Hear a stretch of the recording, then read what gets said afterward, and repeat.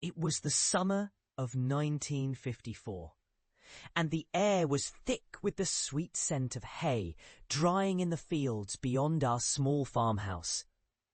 I was 11 then, barefoot more often than not, my toes stained green from running through the grass, and my shoulders browned by the sun. That particular afternoon, the light was golden and slow, stretching long shadows across the yard.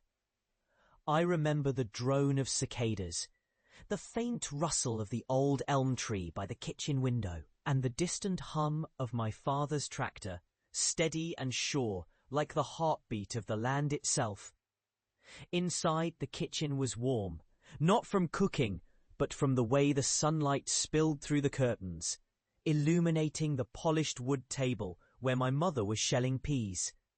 Her hands moved quickly and lightly, each pot splitting open under her thumbs with a soft snap, revealing the tender green jewels inside.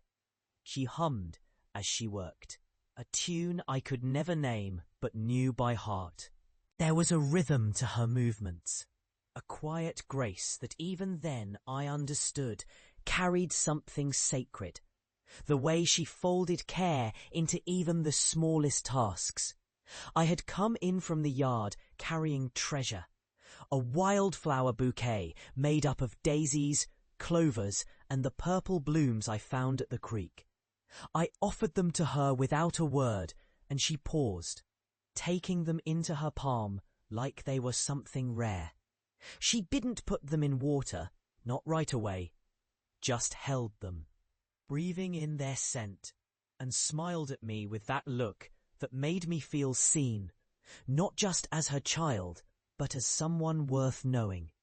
That day felt unrushed, as if the hours themselves had been told to wait.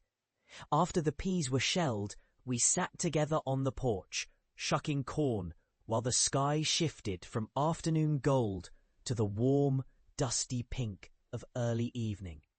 The swallows dipped and darted overhead, their sharp cries slicing the air in playful arcs.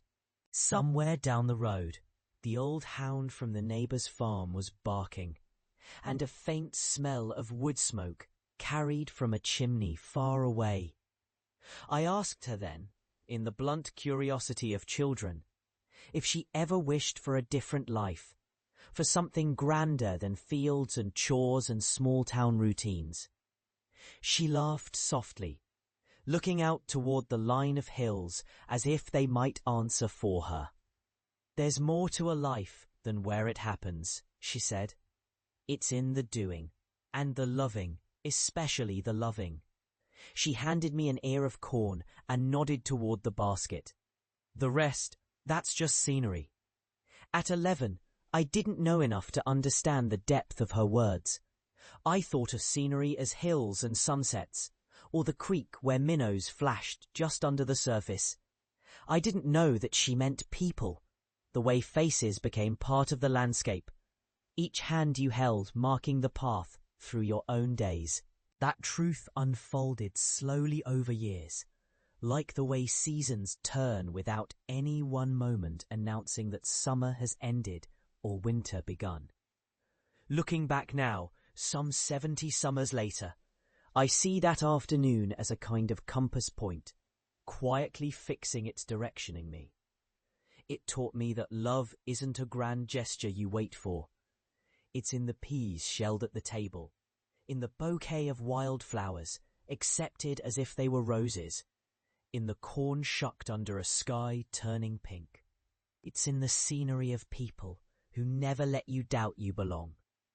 The farm is long gone, and my mother's voice exists only in memory, but when I sit in the late afternoon light, I sometimes hear the soft snap of pea pods, the hum of her song, and feel that old porch beneath me.